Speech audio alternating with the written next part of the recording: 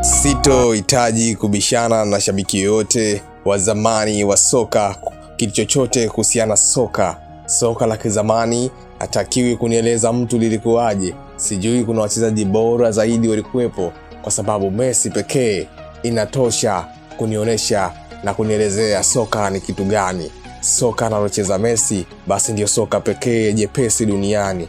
Hata kama uko nyuma walipita wachezaji wazuri miaka 1900, lakini kwangu mimi Messi ni the best. Messi nimemshuhudia, namshukuru Mwenyezi Mungu kwa sababu nimeweza kumshuhudia Lionel Messi kwenye ubora wake, na mpaka sasa anaelekea kustaafu. Nimeweza kumshuhudia Lionel Messi ambaye anafanya vizuri akiwa na klabu ya Barcelona, lakini sasa naweza tena kumshuhudia Lionel Messi akifanya vizuri na timu yake ya taifa ya Argentina. Messi ndiye mchezaji pekee aliyeweka rekodi ya kupiga hat-trick katika michuano hii ya kombe la dunia.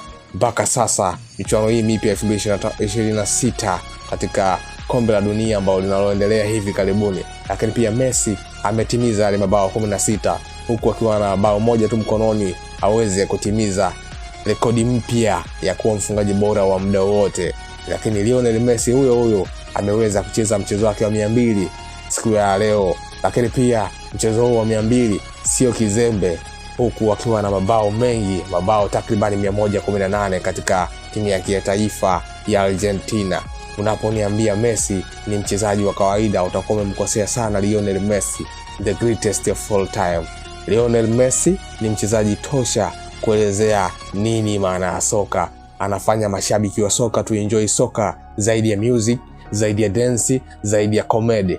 Messi anaburudisha, Messi anafurahisha, Messi anatoa elimu ya soka, Messi anafanya kila kitu kuhusiana na soka. Messi hatengewe dunia yake.